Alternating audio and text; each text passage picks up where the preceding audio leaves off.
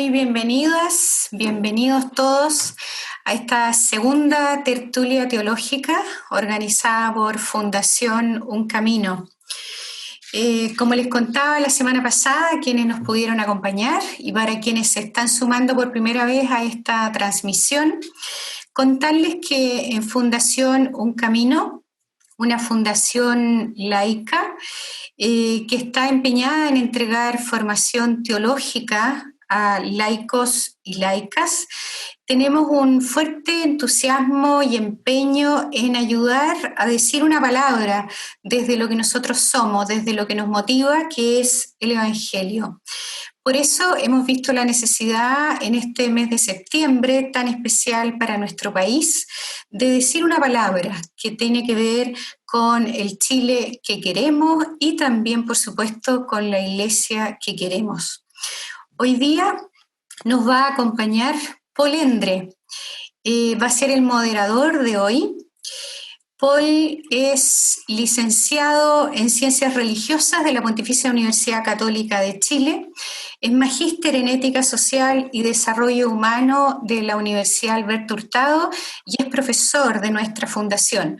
Por lo tanto, no hay persona más indicada para poder conducir esta conversación entre nuestros invitados. Y quiero aprovechar de decirles, lo voy a repetir al final, que a propósito de este tema tan especial del cual vamos a conversar, Paul va a dar también a partir del 24 de septiembre un curso que se va a llamar Ética Post-COVID, mirando a las comunidades cristianas del siglo I. Con Paul hemos planteado la pregunta, ¿cómo se vivía en esas primeras comunidades del siglo I la justicia, la solidaridad, la pluralidad, el servicio de una nueva forma de vivir, de una nueva comunidad que fue inaugurada por Jesús de Nazaret? Para mirar esas comunidades sin ilusiones y con espíritu crítico, Paul va a conducir un curso que va a tener una modalidad mixta, videos por un lado y algunas reuniones de Zoom. Así que todos quienes se entusiasmen pueden escribir a la fundación, fundación@uncamino.cl. Los dejo entonces con Paul, espero que tengamos una conversación entretenida, productiva, tenemos muy buenos invitados. Desde ya los dejamos invitados para el próximo conversatorio, el próximo lunes, que se los voy a anunciar al final. Paul, todo tuyo. Muchas gracias, Carolina. Bienvenidas, bienvenidos todos a este segundo conversatorio que, tal como ya les hemos dicho, pretende reflexionar, pretende hacernos crecer en una fe madura que apunta a la transformación tanto de nuestra iglesia como también de nuestra sociedad. ¿Qué Chile? ¿Qué iglesia? Es una pregunta que a todos nos debe resonar y que es por eso que estos espacios son espacios privilegiados para iluminar y para ir entonces respondiendo a aquel cuestionamiento que hombres y mujeres de fe, de a pie, nos hacemos día a día. Yo voy primeramente a presentar de manera muy rápida a quienes nos acompañan hoy, porque lo primero que queremos hacer es una oración testimonial. Hoy día nos acompaña Claudia Pizarro, nos acompaña Paola Ramírez, Joseph Ramos, José Luis del Río, Benito Baranda. Y es con Paola Ramírez quien vamos a empezar este conversatorio justamente haciendo una oración testimonial. Para ello vamos en primer lugar a iluminar este momento con la palabra, con la lectura que el evangelista Lucas nos recuerda de un momento muy particular en la vida de Jesús, en su ministerio, cuando tiene que enfrentar una injusta situación, una injusta realidad padecida por una mujer y que lo obliga de alguna forma a actuar en día sábado. En el nombre del Padre, del Hijo, del Espíritu Santo. Amén. Tomado del Evangelio de San Lucas. Un sábado estaba Jesús enseñando en una sinagoga, y había allí una mujer que desde hacía 18 años estaba poseída por un espíritu que le producía una enfermedad. Estaba encorvada y no podía enderezarse del todo. Jesús, al verla, la llamó y le dijo: «Mujer, quedas libre de tu enfermedad». Le impuso las manos e inmediatamente se enderezó y se puso a alabar a Dios. el jefe de la sinagoga, indignado porque Jesús sanaba el sábado, empezó a decir a la gente: hay 6 días en que se puede trabajar. Vengan a que Él los sane en esos días y no en sábado. Pero el Señor le respondió: hipócritas, ¿no suelta cada uno de ustedes su buey o su burro del establo en sábado para llevarlo a beber? Y a esta que es una hija de Abraham, a la que Satanás tenía atada hace 18 años, ¿no convenía soltarla de su atadura en sábado? Al hablar así, quedaban avergonzados todos sus adversarios, pero toda la gente se alegraba por los milagros que hacía. Palabra de Dios. Invito a que escuchemos a Paola, que junto al Evangelio nos va a permitir hacer oración y entrar en este conversatorio: ¿Qué Chile, qué iglesia? Construyendo Chile, la iglesia más allá de la crisis. Hola, soy Paola Ramírez, ex privada de libertad. Cumplí una condena de 5 años en la cárcel.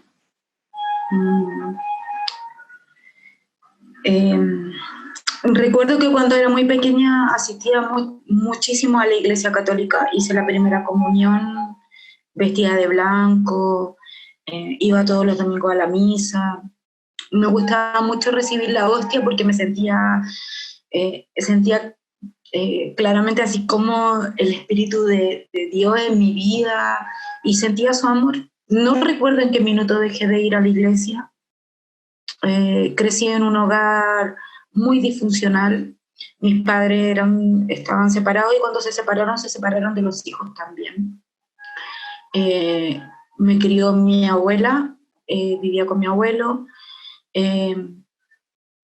estilo como campo, así. Era como más bien un perrito que dejaron al cuidado de alguien, y tenía agua y comida, pero nada más. Luego, por incidentes de cosas de los años 80, a mi abuela le mataron un hijo, y eso se perdió totalmente, el sentido de que había niños en la casa. Y así fui creciendo, con mucha necesidad, con mucho afecto. No tenía lo que otros niños tenían en su casa o en el colegio, que una madre, la mamá iba al colegio, a las reuniones, o que había alguien que me defendiera. Mi papá era como súper ausente. Aunque vivía muy cerca de mi casa, era como súper ausente. Y así fui creciendo y me fui formando sola. Y en la soledad empecé a adquirir amistades que me llamaban la atención, como personas más grandes, más maduras. Tuve mi primer pololo a los 14 años, que era una persona mucho mayor que yo. Él tenía 20 y yo tenía 14. Y con él empecé a conocer el mundo, empecé a conocer las drogas, los robos. En esos años los espejos de los autos iban atornillados, no eran como ahora, y era como una entretención ir a robar espejos de los autos. Esos fueron como mis primeros delitos. Y así empecé como, no sé, era como reconocida en ese mundo porque era chora, niña, era chica, y como que como que fui adquiriendo como un prestigio, como que me querían porque era así. A los 16 años quedé embarazada, pero no de mi primer pololo, de otro. Yo creía que el pololo o tener muchas relaciones, fui súper promiscua, debo decirlo. Me hacía poder encontrar amor. Creo que en otros testimonios nunca he hablado de esto.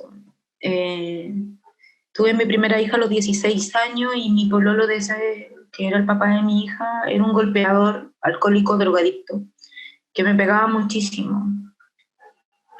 Con él también salía a robar, con él también hacía muchas cosas. Y era así como para que él me reconociera, como para que él me quisiera. Era como extraño, en verdad, no me podía desligar de esa situación. Y creo que toda la vida me ligué a hombres golpeadores y a hombres maltratadores. Me costó mucho zafarme de esa historia. Después, a los 18 años, me quedé embarazada de la Tamara, de otra persona. Aún seguía robando. Y a los 18 años, en ese entonces, en el año 88, la cabeza y la mentalidad de los jóvenes no era la de hoy en día. Y por circunstancias, no sé, nunca lograba entender, hasta el día de hoy ya adulta que tengo 51 años, nunca logré entender el por qué mi mamá o mi papá actuaban de la forma que lo hacían. Como que no les importaba lo que sucediera con una de sus hijas.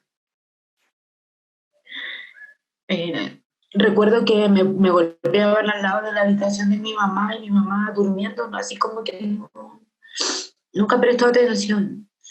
Recuerdo que una vez salí arrancando como a las 3 de la mañana y fui a pedirle ayuda y tampoco no. Crecí súper falta de cariño, súper falta de protección, súper falta de contención. Y así fui haciendo mi vida. Me empecé a dedicar a la prostitución cuando tenía 17, 18 años, más o menos. Primero me paraba en la carretera en la ruta 68 porque mi pololo me obligaba a hacerlo para poder tener plata. Y después, cuando me logré separar de mi primer pololo, del primer papá de mi hija, tuve a mi segunda hija y ahí ya trabajaba en un prostíbulo y empecé a ganar mucha plata porque en ese entonces era muy linda, era niña. Y en ese tiempo llegaba mucho chino, estaba como la invasión de los chinos aquí, entonces era muy codiciada por los chinos. Y gané mucha plata, logré arrendarme una casa, me fui a vivir con mi hija. Mi mamá me quitó mi hija mayor porque no estaba en condiciones de yo poder criarla. Estuve mucho tiempo sin poder verla. Y me dediqué a mi segunda hija. En la prostitución me conocí la droga, me drogué muchísimo con cocaína, pastillas. La verdad que necesitaba estar drogada, yo creo, o sea, no, yo creo, necesitaba estar drogada para poder funcionar toda la noche y poder trabajar lo que tenía que trabajar. Y poco así me fui sumergiendo en ese mundo y yo creía que lo hacía bien. Volvió a aparecer el papá de mi segunda hija y no sé por qué lo volví a recibir o por qué volvía con él. La verdad que hoy día grande logro entender que tenía como una falta de amor propio impresionante. Y en el mundo de la noche conocí mucha gente, empecé a conocer otro tipo de delitos, estafa, tráfico, timadores, de todo. Y yo pensé que lo hacía súper bien porque me sentía muy reconocida en ese mundo. Todos me conocían, me decían Cindy. Y empecé a escalar. Luego estaba súper metida en las drogas y mi suegra apareció un día de la nada, la mamá del papá de mi segunda hija. Apareció de la nada y me pidió si me podía ingresar a un centro de rehabilitación para poder yo ayudar a su hijo que necesitaba rehabilitarse y el que él puso como condición de que yo pudiera entrar a un centro también. Y decidí entrar para alejarme un poco de las drogas y del mundo.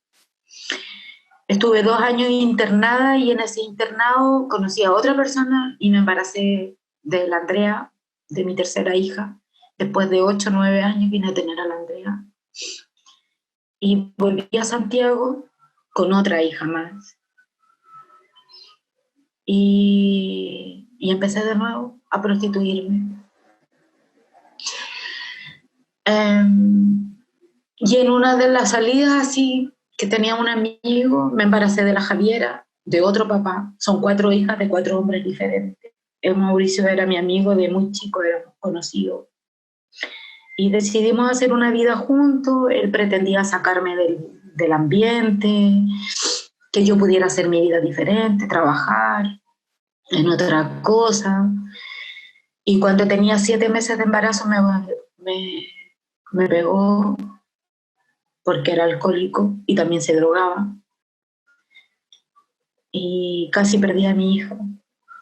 Y de ahí así como que quedé choqueada y volví otra vez.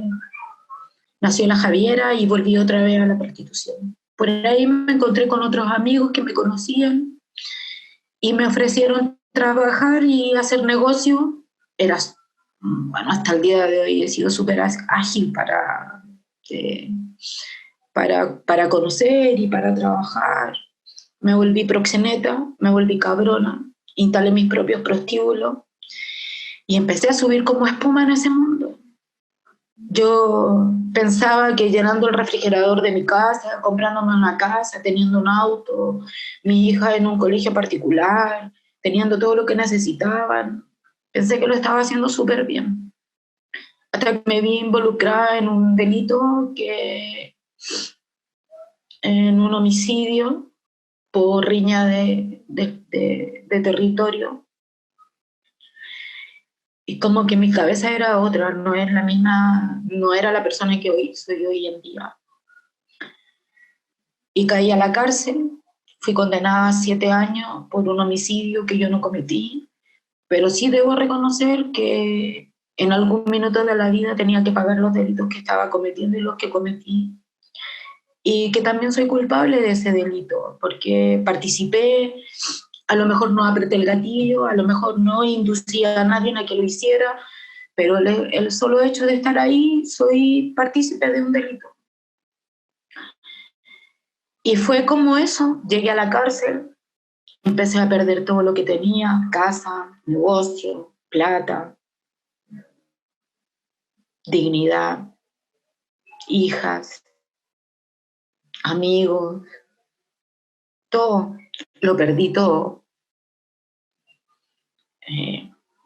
Estuve mucho tiempo sin lograr ver a mis hijas, y muy enojada con Dios. Cuando fui condenada, me acuerdo que estaba en la celda, así, hacía mucho frío, tiritaba de frío, porque esas celdas son de cemento. Y miraba al cielo y le decía, yo aquí estoy y aquí voy a estar. Me quería hacer pasar por el fuego voy a pasar.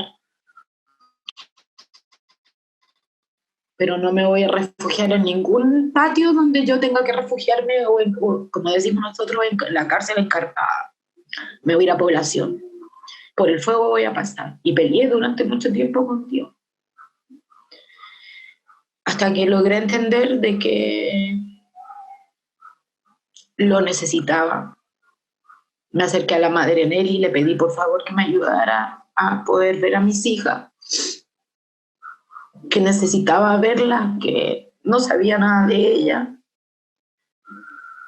Y empecé a ser intervenida por la Fundación Mujer Levántate y poco a poco empecé a levantarme, empecé a levantar la cabeza, empecé a comprender muchas cosas, a recuperar poco a poco mi dignidad. Me dieron libertad, me dieron beneficio de salida dominical, después de salida sabatina. La madre me consiguió un trabajo con la monja para hacer aseo. Me fui a vivir a la casa de acogida porque no tenía dónde vivir. Hasta que me dieron la libertad condicional, y cuando logré la libertad condicional, me dieron un dinero que había juntado en la cárcel y con eso arrendé un departamento. Me fui a buscar a mis hijas y me fui a vivir con las más chicas porque las más grandes ya tenían su vida hecha. Y empezó así todo, una lluvia de bendición por todos lados. A los 2 meses de salir con libertad condicional, encontré trabajo en Sodimac. Pasé un día por la oficina de apoyo y dejé un currículum, me llamaron, me hicieron la entrevista y cuando me pidieron el certificado de antecedentes yo dije, aquí Y le conté toda mi historia a la persona que me entrevistó, que la Pamela, que era mi supervisora. Y se puso a llorar y le dije, lo único que necesito es la oportunidad de cambiar. Que me den la oportunidad de poder mostrar que yo quiero ser diferente y que quiero hacer las cosas bien. Y me llamaron a los 3 días y empecé a trabajar en la empresa. Y ahora trabajo en atención cliente. Todos mis jefes saben, José Manuel, lo primero que me dijo fue él, así como que solo dio, que hay un señor allá arriba que es el único que me puede juzgar y que yo tengo que trabajar y seguir haciendo las cosas como estaban hasta el día de hoy. Han sido súper buen apoyo don Osvaldo García, que ya no está, la Mónica, don José Manuel, la Pamela, todo. Nunca pensé que Dios me iba a enaltecer de tal manera así, de yo poder levantarme y salir a la calle con la frente en alto, de decir, sí, fui delincuente, fui esta, pero hoy día soy esta otra. Hoy día, gracias a Dios, soy una mujer nueva. Soy una mujer que Dios logró levantar, que Dios puso gente maravillosa en mi camino y que esa gente me ayudó a levantarme y que hoy día soy nueva. Trabajo en la Fundación Mujer Levántate, soy asesora del directorio. Y estamos construyendo un colectivo que se llama Mujeres Libres para poder ayudar a otras compañeras que van saliendo de la cárcel. Estamos trabajando en eso, luchando por poder tener una casa de acogida mucho más grande donde podamos reunirnos, donde podamos tener un lugar, un espacio para nosotras conversar, para poder contenernos. Todas tenemos los mismos dolores. Creo que no hay ninguna mujer exprivada de libertad con la que yo haya hablado que no le hayan abusado a su hijo mientras ella estuvo en la cárcel. Mi hija, después que murió su papá, confesó que él, en vez de cuidarla, había abusado de ella. Y nosotras necesitamos ser más mujeres que nos levantemos. Necesitamos que la gente nos crea que se puede cambiar. Yo siempre les digo a las chiquillas, si yo pude cambiar, todas podemos, todas. No hay ninguna excepción. Cuando uno tiene a Dios en la vida y gente como la Madre Nelly, como la gente del directorio que creó la Fundación Mujer Levántate, como los trabajadores de la Fundación Mujer Levántate, como los trabajadores que lograron entender mi situación en la empresa donde trabajo. Se puede hacer, se puede cambiar. Solo necesitamos la oportunidad. Eso. Paola, muchas gracias. A nombre de todas las personas que hoy día están escuchando tu testimonio, gracias por hacernos rezar, por llevar el Evangelio a la vida, por hacer de esa mujer encorvada que el Señor levantó y dignificó una esperanza para tantos y tantas de nosotros. Gracias por tocarnos el corazón y gracias por abrirnos el corazón. Y en nombre de todas las personas que están interviniendo en el chat en este minuto, te mando un abrazo muy fuerte y las gracias por haber hecho del Evangelio también hoy día carne y vida. Muchas gracias. Queda la oración abierta. La idea es que este conversatorio también sea parte de nuestra reflexión interior, que nos lleve y nos haga profundizar en estas preguntas tan importantes que nos hacemos de cara a lo que vivimos y en cuanto también como hombres y mujeres creyentes. Hoy día nos acompañan, como les decía al comienzo, muchos amigos y amigas de esta casa, pero queremos partir con una amiga especial.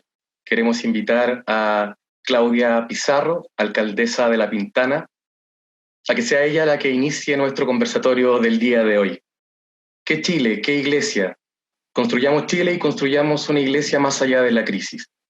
Dejo con ustedes entonces a Claudia Pizarro. Sí, hola. Bueno, primero que nada, Agradecer a Paola que nos haya contado de sus cicatrices y de aterrizarnos también en este Chile de hoy. Yo agradezco que se haya cruzado con alguien y que la hayan parado. Creo que de esos testimonios de Paola hay mucho en este país y debemos estar súper presentes para acoger. Así que un gran abrazo y más fuerza para seguir adelante y para ser consecuente también con la historia. Estamos acá para hacer algo y no para quedarnos de brazos cruzados cuando escuchamos estos testimonios que valen mucho.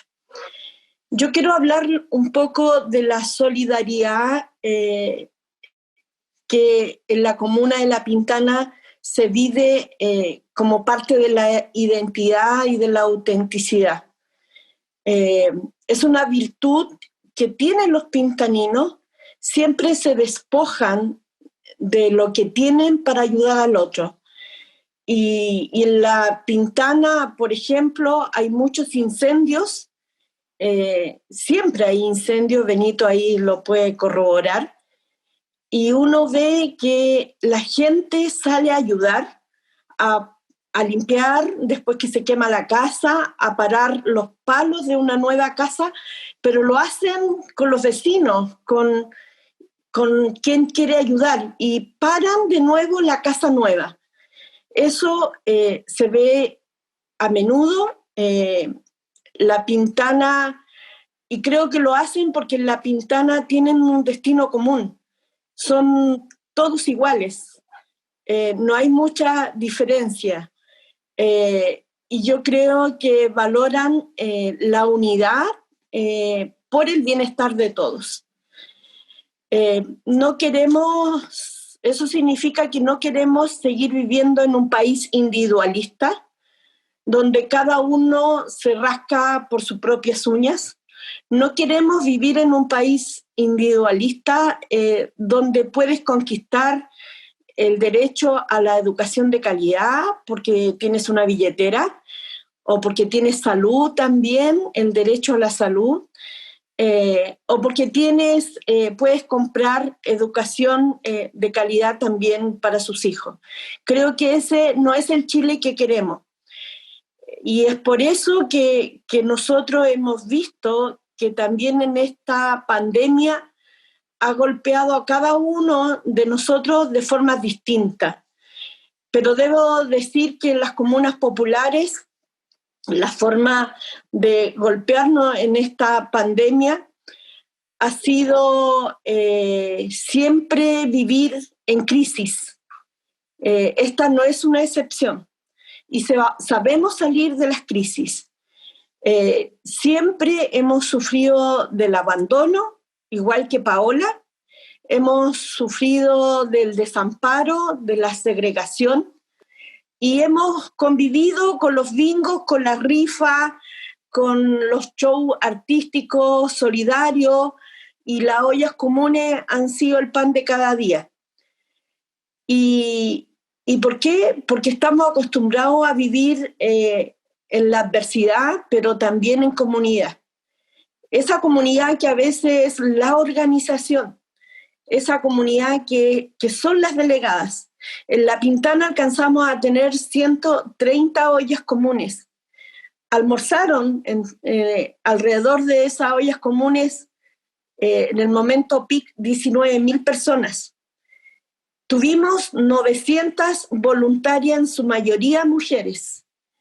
Estas ollas comunes que nacieron hace mucho tiempo en dictadura al amparo de la iglesia, hoy día esta olla común es distinta, es el delivery de la olla común, pero también nosotros vimos ahí que a lo mejor con temor, pero finalmente la gente empezó a acercarse cada día con más fuerza, porque también sienten que pierden un poco de su dignidad al estar almorzando en una olla común.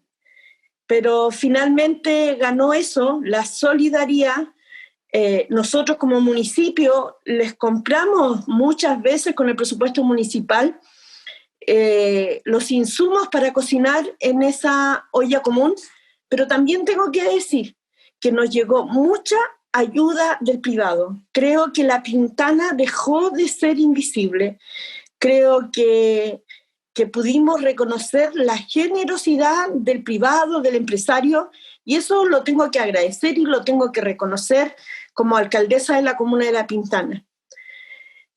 Nos han apoyado una cadena infinita de empresas, ONGs, fundaciones y gente que está empática frente al sufrimiento de la comuna de La Pintana.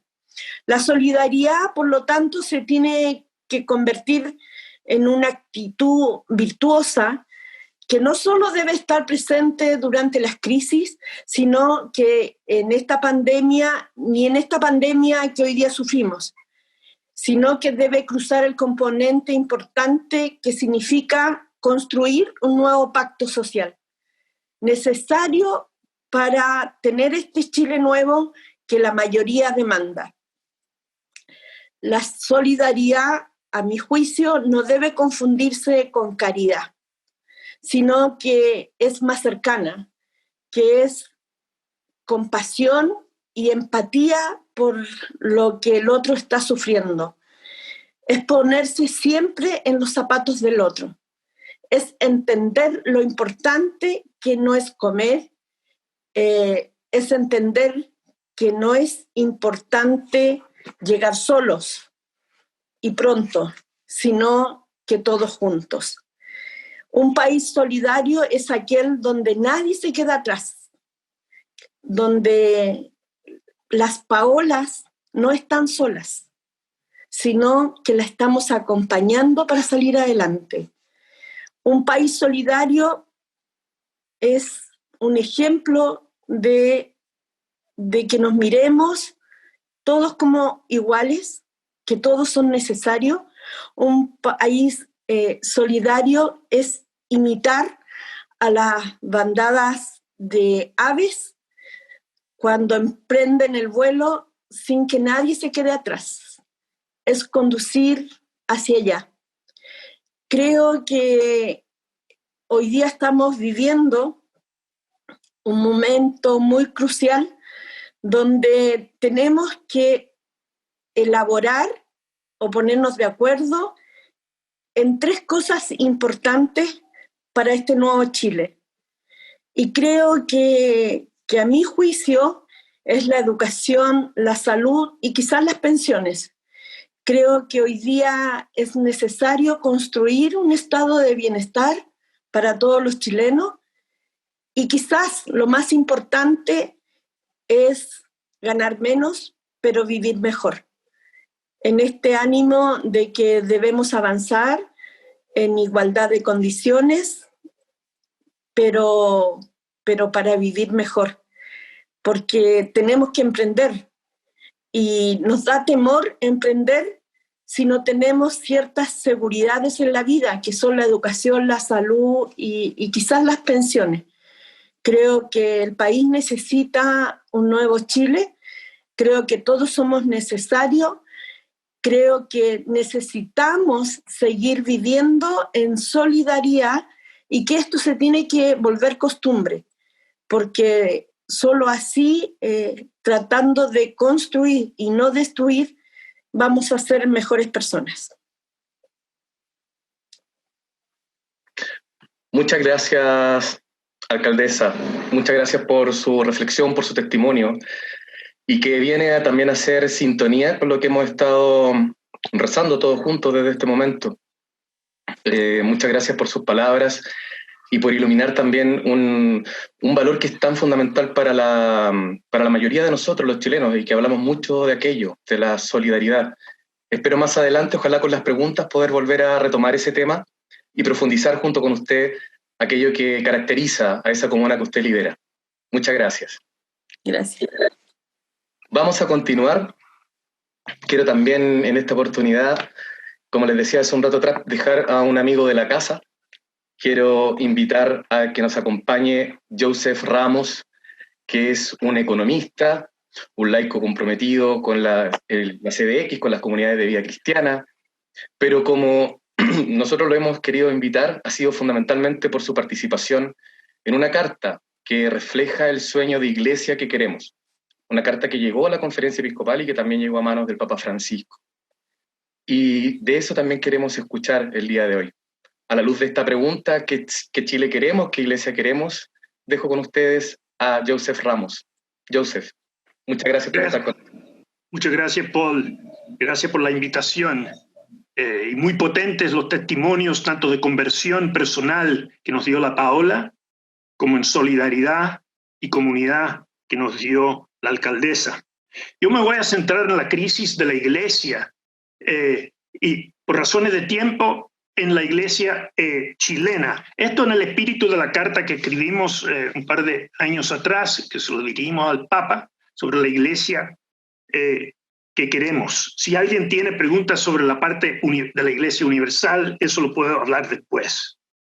Primero, la crisis de la iglesia. A mí me enorgullece Francisco Asís, el Padre Hurtado, Tomás Moro, la Madre Teresa, sin que yo me asemeje en lo más mínimo a ellos. Pero me da vergüenza propia también por los Macieles, los Caradima, los Pobletes, los curas pedófilos y abusadores. Y me escandaliza el encubrimiento del episcopado. También debo decir que me apena y asombra el virtual silencio público de los intelectuales católicos sobre esta crisis. Es cierto que la Universidad Católica acaba de sacar un informe, pero acaba de sacar un informe sobre la crisis que empezó a hacer después del informe del obispo Scicluna. Yo creo que es tarde, más vale tarde que nunca. Creo que sin exageración podemos decir que la crisis actual es la más seria que ha vivido la Iglesia Católica, al menos desde la Reforma protestante.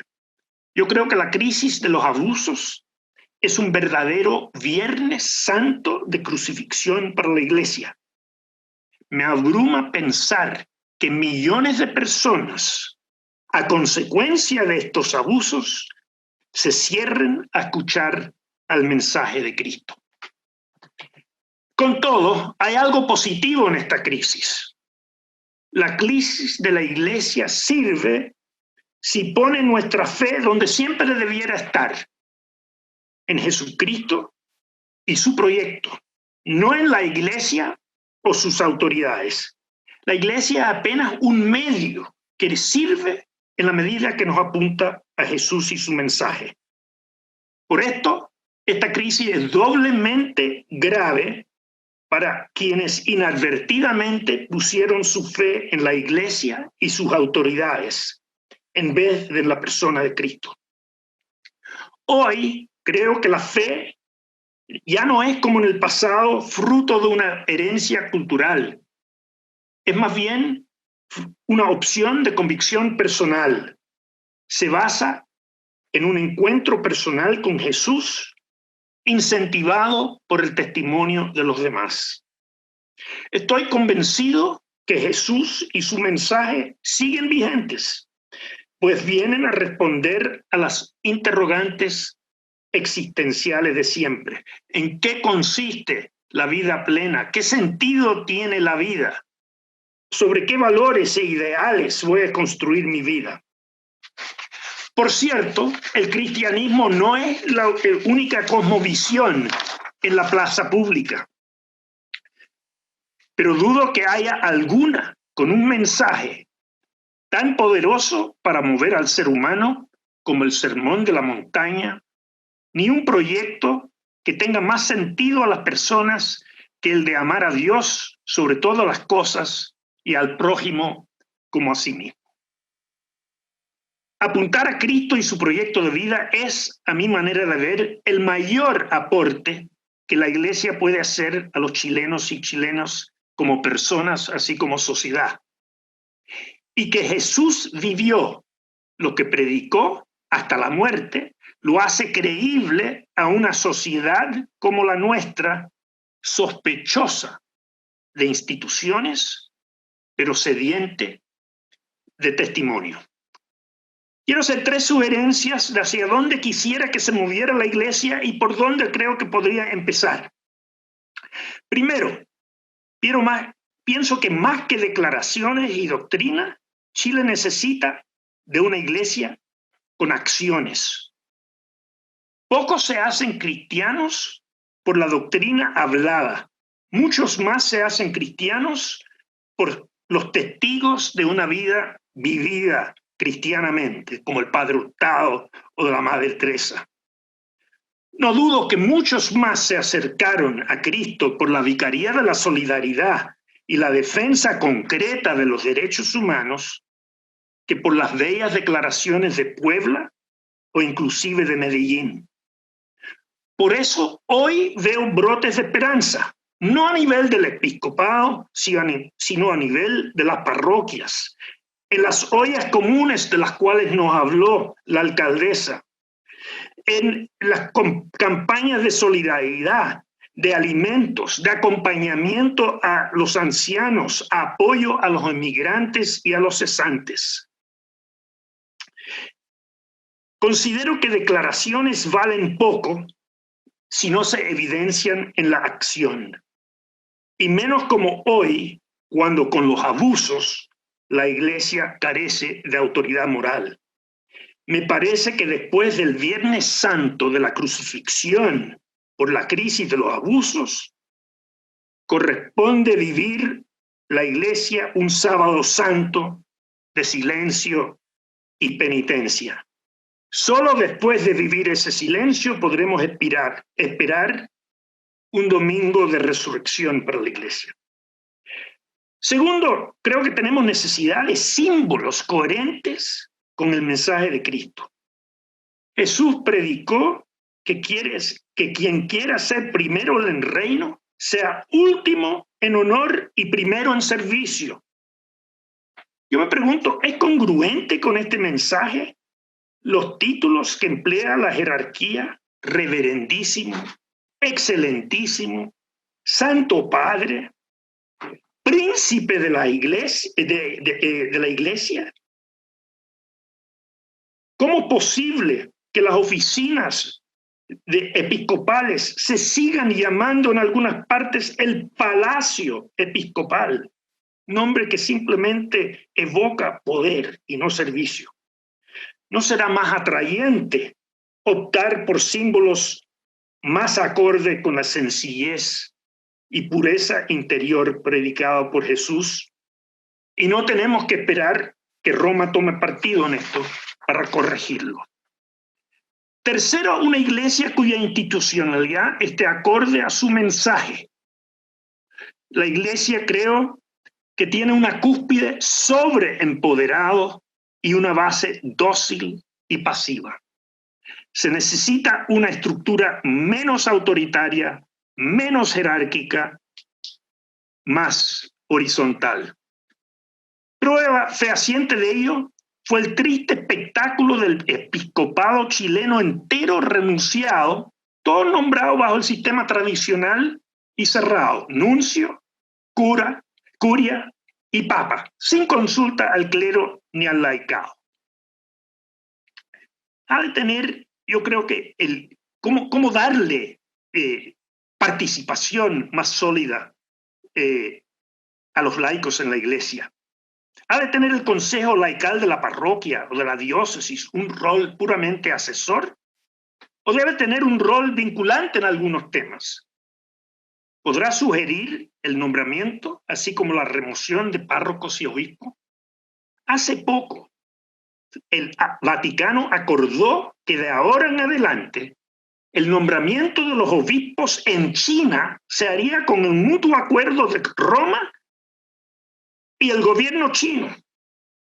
Es demasiado pedir que los nombramientos de los obispos de todo el mundo se hagan en consulta, ya no con la autoridad política como en China, sino con el laicado.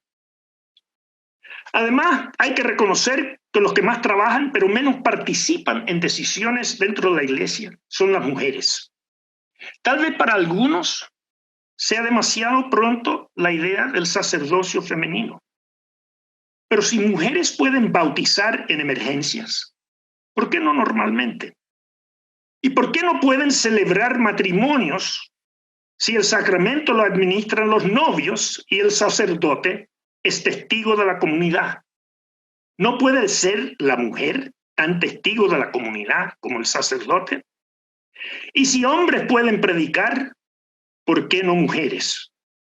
La mujer debería tener un liderazgo en la iglesia semejante al del hombre y debe reflejarse en todos los consejos laicales y en la conducción de la iglesia, despojándola del machismo que ha caracterizado históricamente. En definitiva, deseo una iglesia enfocada en Jesús, su mensaje y proyecto de vida. Una iglesia más horizontal y testimonial. Una iglesia cuyos símbolos sean más acorde con la sencillez de Jesús. En este momento de frustración, desesperanza y caída de las ideologías, me parece que Chile necesita este proyecto más que nunca. Una iglesia que encarne solidaridad concreta en un mundo donde abunda palabrería, que convoque comunidad donde reina individualismo, que ofrezca esperanza donde reina decepción, que construya y una donde otros solo polemizan y polarizan. En definitiva, una iglesia que despierte lo mejor en nosotros.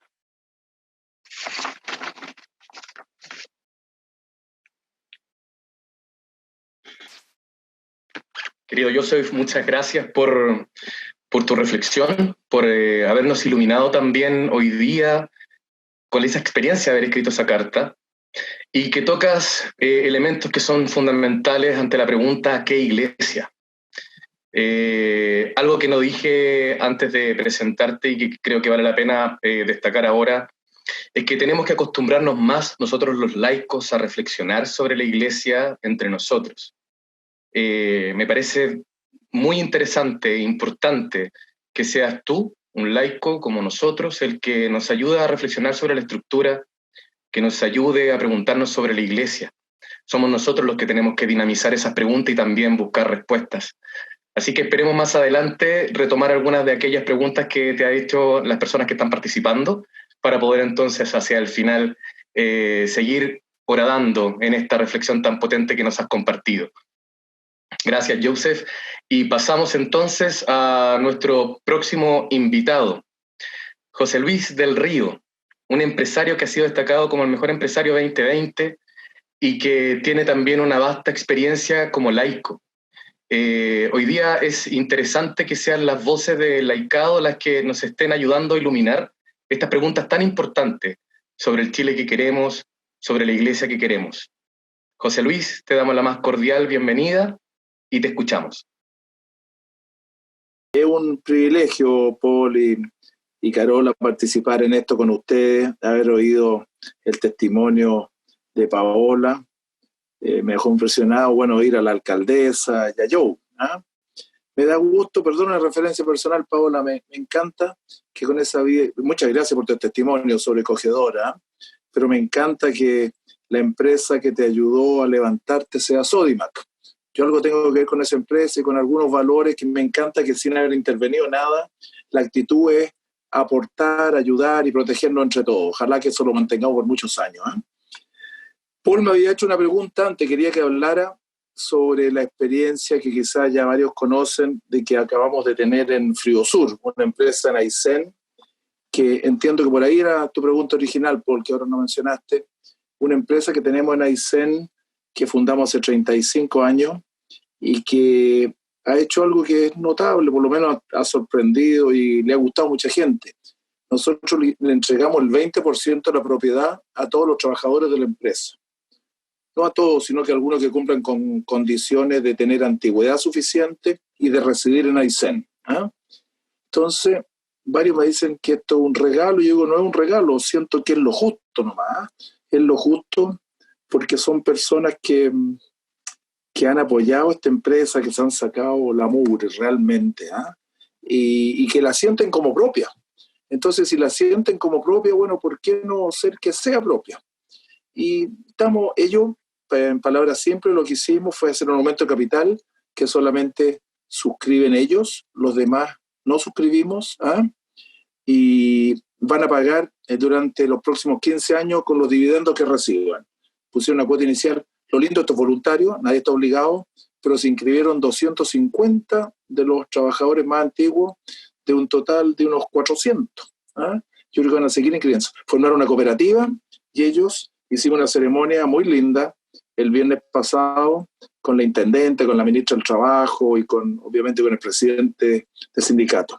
Entonces, me preguntaba Paul el otro día, ¿por qué, en qué contexto viene de dónde viene la motivación para hacer esto? Bueno, les cuento nomás que es algo que he creído toda la vida. Esto no es algo nuevo, no tiene nada que ver con la pandemia ni con la crisis social. De partida esto lo empezamos a desarrollar hace 4 años y tomó los últimos 2 años con los abogados para poder hacerlo bien y armar una cooperativa donde, y siguiendo las palabras de la alcaldesa, aquí la propiedad no es individual.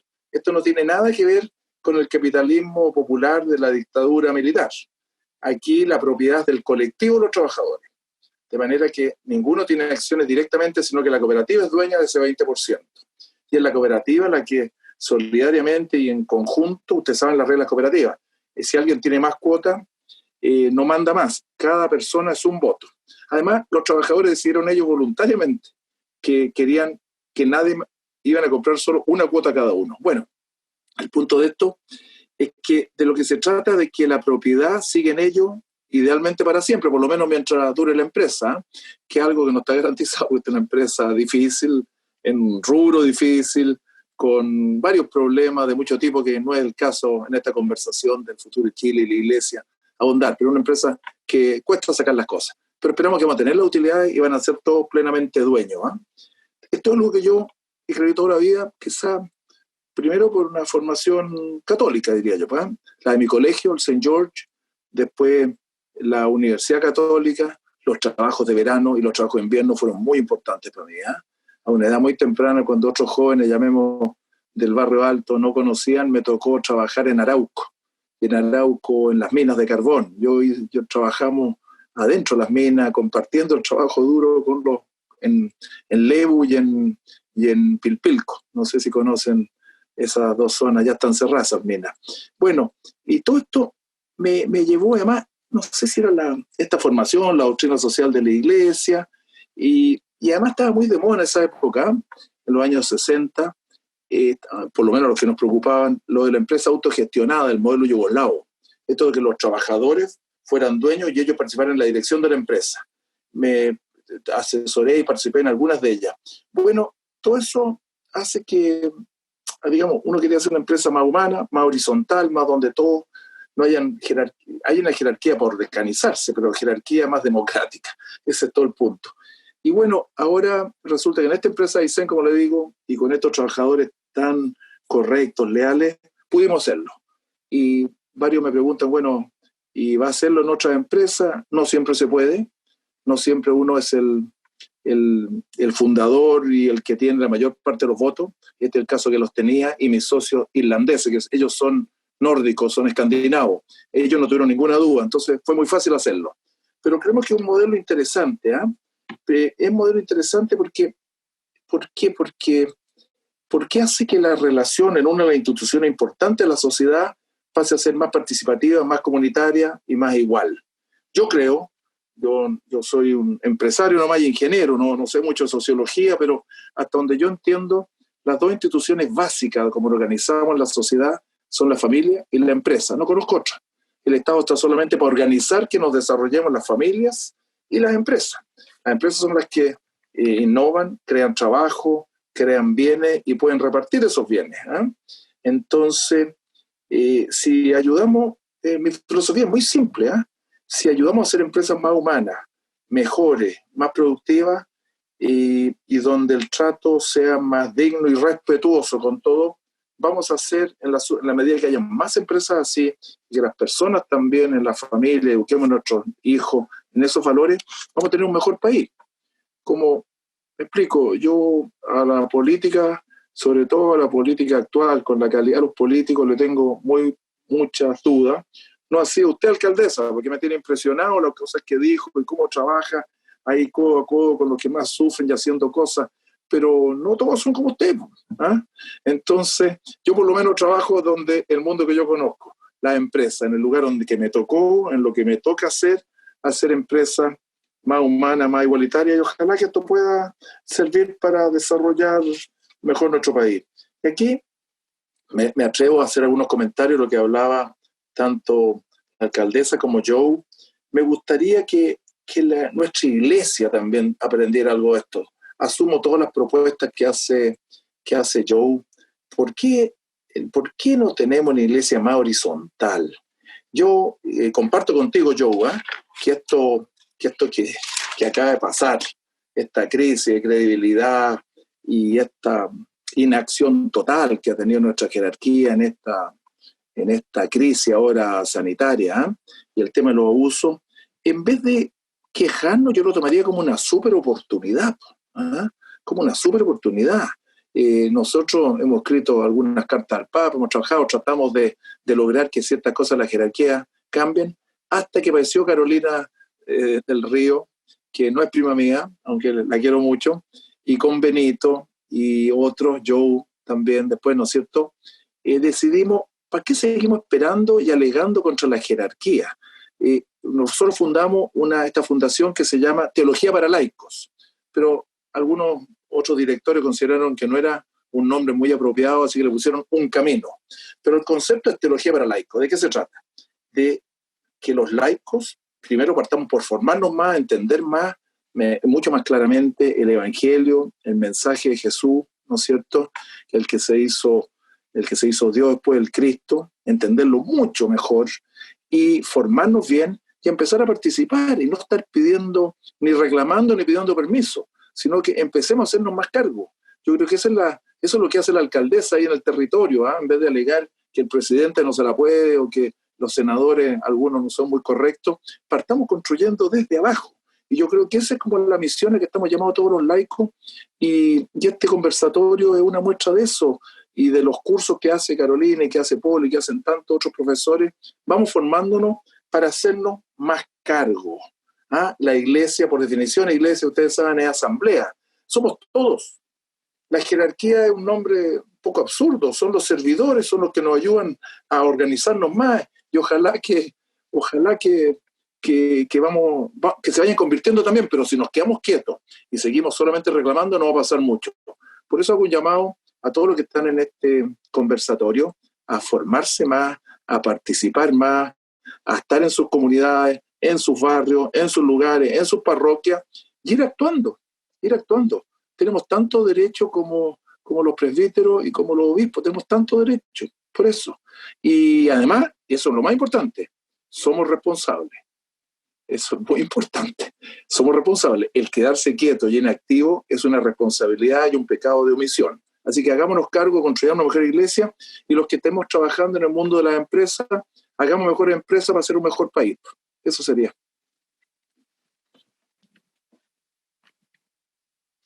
Muchas gracias, José Luis. Gracias por tu reflexión, que va en la línea de lo que hemos ido escuchando durante esta tarde. Qué importante eso de hacerse protagonista. Me quedaba reflexionando un poco sobre esta dimensión que tú de alguna manera apelas al final, el sacerdocio común de todos, ¿no? No tenemos que estar esperando que las acciones sean necesariamente tomadas por el sacerdocio ministerial, cuando nosotros los laicos tenemos el sacerdocio el sacerdocio común, que nos hace a todos poder ejercer ese mismo ministerio que Jesús de Nazaret ejerció hace tantos años atrás. Y eso es lo que seguimos recordando, reviviendo, y por eso queremos también hoy día, para ir cerrando ya esta reflexión en su primera instancia, escuchar ahora a otro de nuestros invitados, Benito Baranda, psicólogo, director de América Solidaria, también parte de esta casa, y que queremos también que nos comparta en sus 10 minutos esta reflexión del Chile que queremos, la iglesia que queremos. ¿Qué Chile? ¿Qué iglesia? Más allá de la crisis. Benito, buenas noches, bienvenido. Buenas noches. Bueno, muchas gracias por este tiempo de pausa y reflexión. Gracias a la Paola, a Claudia, a Joe y a José Luis, a Carola, a Paul y a todos los que hoy día nos están acompañando. Necesitamos este tiempo. Tenemos que hacer una profunda reflexión acerca de lo que estamos viviendo. Tiene que ser una oración contemplativa, metida en el Chile real y que nos conmueva, nos transforme y nos provoque también a actuar con consistencia y con arrojo, con mucho arrojo y de manera conjunta, en comunidad. ¿Qué es lo que me parece a mí como infaltable en este Chile y en nuestra iglesia? Bueno, mucho de lo que ya se ha hablado, mucho de lo que se ha hablado, que a lo mejor va a tener otro nombre, pero es mucho de lo que se ha estado reflexionando, de todas las personas que han estado reflexionando y muchos de los ustedes que han escrito también en el chat que he estado siguiéndolo. El lunes pasado, las 4 personas que nos ayudaron a mirar Chile y la iglesia nos inquietaron. Por lo menos a mí me inquietaron nuevamente. Desde diferentes perspectivas nos mostraron las barreras para conformar comunidad, para responder a esa hambre de cohesión social. Y lo que a mí me ocurrió, y a muchos de mi entorno que luego conversamos, fue primero una íntima introspección. Y luego el movilizarnos, a cuestionarnos, interpelarnos, cómo vivimos, cómo son nuestras comunidades, cómo es la sociedad que estamos nosotros colaborando a construir. El paso de hoy es compartir unas pistas. Y en conjunto con Lorena hemos reflexionado de hace mucho tiempo y con varios de ustedes también, estas mismas pistas. Y yo las he identificado por lo menos en 3. Seguramente son muchas, pero hay 3 que a mí me apremian y siento que son extremadamente necesarias y bueno, y surgen de lo que se ha reflexionado hoy día y lo que vimos el lunes pasado también. La primera de ellas es, Chile necesita conformar comunidad. Conformar comunidad. Sin conformar comunidad es difícil tener una misma identidad, tener un proyecto común. La segunda es escuchar y dar espacio a los jóvenes, escuchar y dar espacio a las nuevas generaciones. Y la tercera es hacerlo desde y con las personas y comunidades más excluidas. Lo escuchamos de lo que nos hablaba Claudia, ¿no es cierto? Algo tan cotidiano de la vida que se llevaba, ¿no es cierto?, que se lleva en comunidades marginadas, en La Pintana, en algunas de las tantas poblaciones que hay acá. Bueno, cómo desde y con esas personas, esas comunidades, se construye la iglesia, se construye también el país. Partamos por la primera, brevemente con alguna de las miradas para que nos ayude en esta reflexión. Chile necesita conformar comunidad. Ya lo escuchamos con Sebastián Bowen la semana pasada y también con el resto de las personas, y hoy día lo han dicho de una u otra manera las personas que me han antecedido. Lo que constatamos diariamente, aquí viviendo en la comuna de La Pintana, pero en tantos otros lugares de Chile en los que me toca alternar, visitar y compartir, es la urgencia de ser comunidad, de vincularnos de manera horizontal, no asimétrica, de tratarnos como personas que efectivamente tenemos el mismo valor y de lograr construir a partir de ese mismo valor una vida comunitaria. Para ello, bueno, tenemos que asumir la realidad, tenemos que entender, conocer la realidad y no ocultar esa realidad, no esconder esa realidad. Muchas veces, ¿no es cierto?, desde una posición más de élite, lo que hacemos es evitar enfrentar esos puntos ciegos que nos interpelan a cada uno de nosotros y ponemos barreras para conformar comunidad. Esa élite social y eclesial va poniendo esas barreras y se va asociando a prácticas que dicen, así es la cultura, así funciona. Y la verdad es que no debería funcionar así. Debería funcionar, ¿no es cierto?, de otra manera. Y eso, bueno, parte, ¿no es cierto?, la conformación de comunidad parte por establecer vínculos con los otros y esos vínculos tienen que ser simétricos. De la experiencia que hemos tenido ahora en la pandemia, bueno, siempre existe la tentación de tener vínculos asimétricos o de carácter neoasistencialista o de mirar, ¿no es cierto?, desde arriba a los más excluidos o de sentir nuevamente que es necesaria esa caridad, con minúsculas, porque entiendo que la palabra caridad es bastante más profunda, ¿no es cierto?, y demoledora y gigante, pero lo que hablamos de caridad, ¿no es cierto?, es nuevamente algo desde arriba. Para hacer comunidad y para tener esas relaciones, ¿no es cierto?, bueno, debemos irnos desprendiendo de una cultura que nos ha señalado que somos superiores a los otros, o por los estudios, por los apellidos, por los lugares donde vivimos, por la historia de nuestros ancestros, de que nos sentimos como una cultura que tiene un valor superior a la de los demás. Y los otros son una cultura silenciosa, desconocida, sorda y ciega, que no puede hablar, inclusive muda. porque está sometida por una cultura que se siente superior. Desprenderse de eso no es fácil, ¿no es cierto? Porque requiere mirarse a uno mismo, darse cuenta de lo que uno ha heredado en la cultura donde se ha formado y poder hacerlo consciente. Muchas veces no se puede desprender de ello totalmente, pero es necesario hacerlo consciente, porque haciéndolo consciente lo podemos controlar y nos podemos dar cuenta del daño que provoca en los vínculos que generamos con los demás, la humillación que puede provocar. Basta ver y escuchar a Cristo en los evangelios, la manera que tiene él de vincularse. En una comunidad eclesial donde se va fraguando la esperanza, sin embargo, esta requiere fundarse en la confianza mutua. No hay esperanza sin confianza mutua. Es muy difícil construir esperanza si no hay confianza mutua. Cuando las personas hablan de la confianza ciudadana en el mundo político, de la confianza ciudadana en la iglesia, yo digo, y nosotros somos parte de esa ciudadanía. Y si tenemos desconfianza entre nosotros, si tenemos desconfianza hacia nuestras instituciones, bueno, partamos por nosotros mismos para reconstruir esas confianzas. Sin reconstruir esas confianzas no hay esperanza, ni para la iglesia, ni para nuestro país. Y reconstruir las confianzas es algo laborioso cotidiano, en nuestra familia, con nuestros vecinos, en nuestra comunidad eclesial, en nuestro movimiento, entre los movimientos, entre los distintos ambientes, ¿no es cierto?, saliéndonos de fórmulas repetidas. Para la creación de esa vida común dentro de la iglesia, quería recordar esa palabra maravillosa que significa volver a pasar por el corazón, y les pido que lo hagamos todos, la oración del padre Luis Espinal, que dice: Jesucristo, líbranos del culto a las fórmulas, que comprendamos que lo esencial es encontrarte y que los medios son lo de menos. No queremos unas estructuras que satisfagan nuestra rutina y ya no nos lleven a ti, Dios de la intimidad y del amor sin palabras. Se pueden construir confianza, esperanza y comunidad viviendo tan segregados, teniendo comunidad y movimientos eclesiales altamente separados y con un desconocimiento mutuo que crea abismo y levanta muros, como lo son los prejuicios y discriminación intra y extraeclesial, estas famosas guerras entre espiritualidades, que son de Apolo o de Pablo, y no se dan cuenta que son de Jesús. Ese chauvinismo que de repente, ¿no es cierto?, nos invade, si nosotros nos debemos a tanta gente tan diversa en la construcción inclusive de la misma iglesia.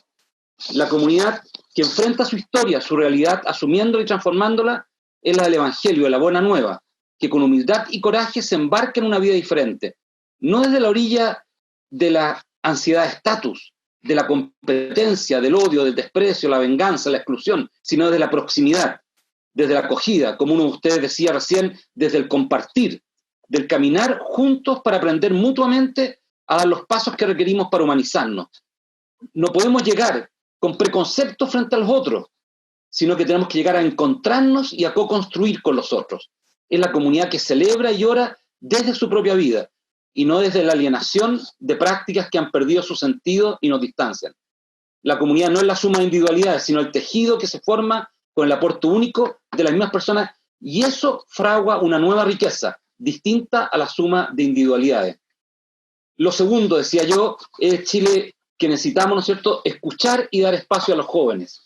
La obsesión por el poder, el control, la aspiración a imponer un estilo de vida y la ansiedad que provocan los cambios llevan a las generaciones de adultos a bloquear las nuevas miradas, los vínculos abiertos y la manera de vida de las nuevas generaciones, como si en ellas se incubara una amenaza, un cataclismo, poniéndonos en el lugar de Dios para juzgar y dirigir e ignorando la acción propia del Espíritu Santo en el actuar cotidiano de estos jóvenes, especialmente de quienes desde su posición tienen la osadía de acercarse más plenamente al Evangelio. Eso también le ocurre a Chile, cerrado a los jóvenes. Muchos de los jóvenes se sienten abandonados. Lo que Paola nos contaba en su infancia y juventud, eso ocurre en muchas de nuestras poblaciones. Cientos de miles de jóvenes hoy día están fuera de los sistemas escolares o los sistemas laborales y se sienten, por supuesto, no queridos, no integrados en nuestra sociedad. Y eso ocurre también con la iglesia.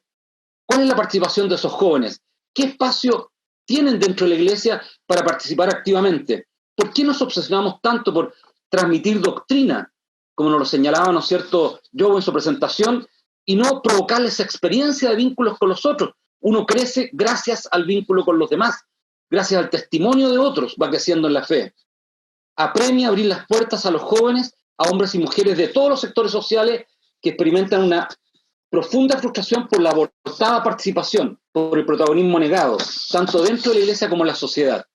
Y lo tercero y último es: Chile necesita construirse desde y con los más excluidos, abandonados y marginados, no desde la élite. No podemos seguirnos construyendo desde la élite. Tenemos que vincularnos con aquellos espacios donde hay mayor abandono, marginación y exclusión. Está tan claro en el Evangelio. Y al respecto, Jesús no nos pide prudencia, sino que nos interpela y provoca, invitándonos a ser osadas y osados. En numerosos pasajes nos da con claridad el camino. Lo hemos leído en los evangelios de la semana pasada, que han sido contundentes, casi demoledores. Piensen en el evangelio del jueves, el amor a los enemigos, o el 18 de agosto, la festividad de San Alberto Hurtado, que pueden releer en Mateo 25. En esto no hay dos lecturas, y si alguien quiere inventar una lectura distinta o interpretación distinta para escapar de la invitación redentora, renegará del origen y sentido de esa invitación. Nuevamente me remito a la reflexión del padre Luis Espinal. No es de prudentes el ser cristiano, el seguir a Cristo. No es de prudente vender lo que se tiene y darlo a los pobres. Es imprudente entregar la vida por Dios y por los hermanos. En esto nos diferenciamos de lo que llamamos mundo, en la imprudencia de amar y entregarse a los demás, dar la vida por otros y otras para encontrarlo.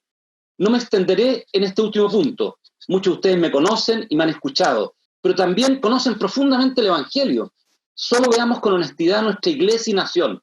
Si no partimos de los que consideramos últimos, no tendremos ni iglesia ni nación.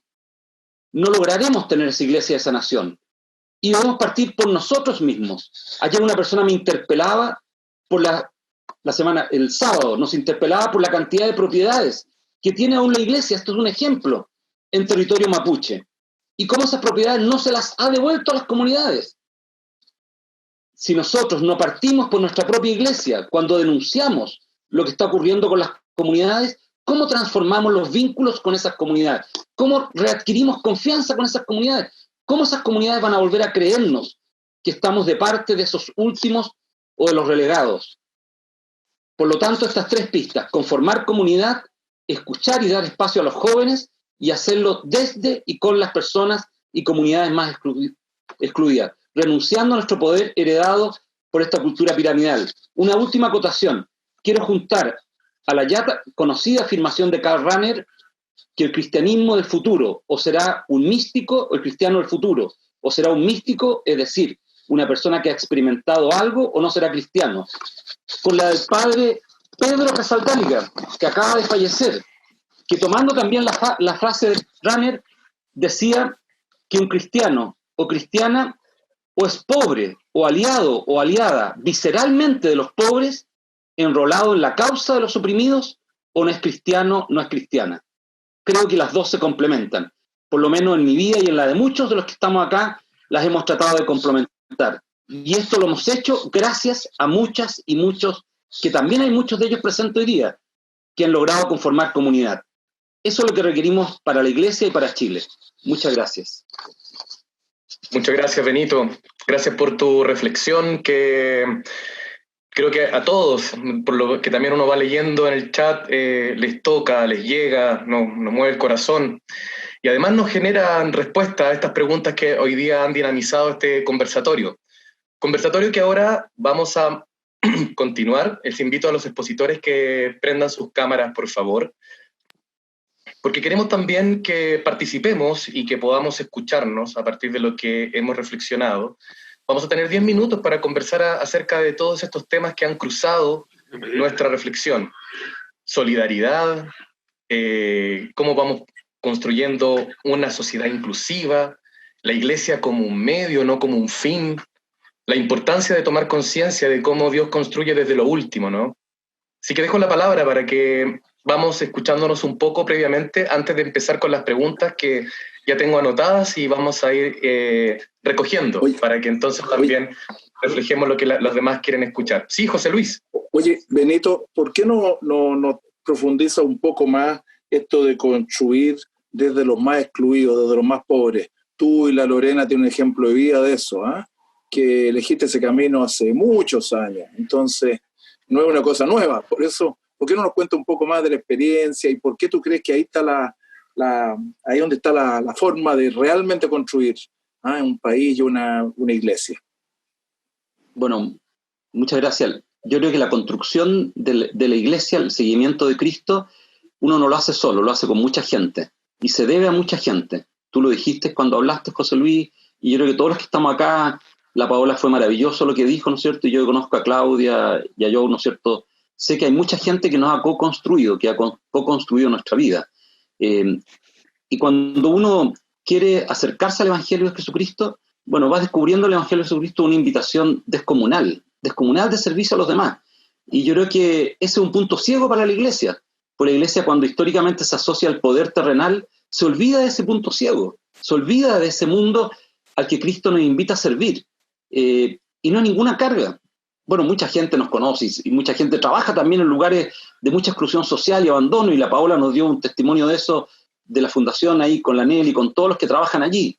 Y yo creo que uno, al involucrarse allí, se da cuenta de lo innecesario que son tantos bienes materiales, como ha ocurrido en la pandemia, tanta gente que reflexiona de que no necesita tantos bienes materiales para ser feliz, de que la búsqueda de la justicia es algo tan importante. Con José Luis, el otro día estábamos en un seminario donde nos tocó participar, y bueno, y después del estallido social del año pasado surgió un movimiento empresarial que busca derrotar esas tremendas desigualdades salariales que hay en el interior de las empresas, y se han comenzado a movilizar fuertemente las empresas, y no van a perder nada, van a ganar mucho. ¿Qué van a perder? Sin duda, si van a ganar una confianza espectacular, o sea, les va a cambiar la vida a todas esas personas. Entonces yo creo que la cercanía con el Evangelio, el seguimiento a Cristo que nos ha ocurrido en Lorena, no es ninguna pérdida, es pura ganancia. Y uno va aprendiendo en la vida que va llevando. No es que uno no tenga bienes, por supuesto que tenemos bienes, tenemos que criar hijos y todo, pero tiene una distancia de los bienes muy grande, y el bien no es el que te hace ser persona, no es el que te hace, que te realiza. Bueno, esto está tan claro en el Evangelio, y tanta gente ha escrito sobre esto, mucho más bonito y mejor y más profundo que yo. Pero creo que ahí hay un camino y lo tenemos que hacer en conjunto, nadie lo puede hacer solo. Nosotros lo hacemos en conjunto, en una vida comunitaria, tenemos una comunidad desde hace muchos años, nos ayudamos mutuamente, pero además con mucha gente. Yo lo escuchaba y escuchaba yo, y yo digo, ¿dónde está mi iglesia? Yo formo iglesia hoy día con 3 ollas comunes en las cuales estamos participando, y yo acompaño a Lorena. Ellas son parte de mi iglesia. En mi trabajo en América Solidaria, esa es parte de mi iglesia. La escuela de sordos ciegos, el CIDEDI donde Magdalena, es mi iglesia. Por supuesto que también es la parroquia donde estoy, pero es mucho más el espacio donde vivo todos los días. Esta es mi iglesia. No la tengo que ir a buscar a otro lado para alienarme y ponerme en unos muros, ¿no es cierto? No, mi iglesia es esta. Es lo que le ocurre a lo mejor a la Claudia, ¿no es cierto?, cuando está en su oficina, cuando va a una olla común, cuando sale. Esa es su iglesia. Ahí estamos construyendo iglesia. Perdón, qué interesante esta visión de iglesia. Claudia, sí, porque te quería justamente preguntar a ti, porque tú hablaste mucho de la solidaridad y que no hay que confundirla con caridad, y dijiste muy claramente que solidaridad es que nadie quede atrás. ¿Podrías como iluminar un poquito también, y sumándote a lo que decía Benito? Sí, por supuesto.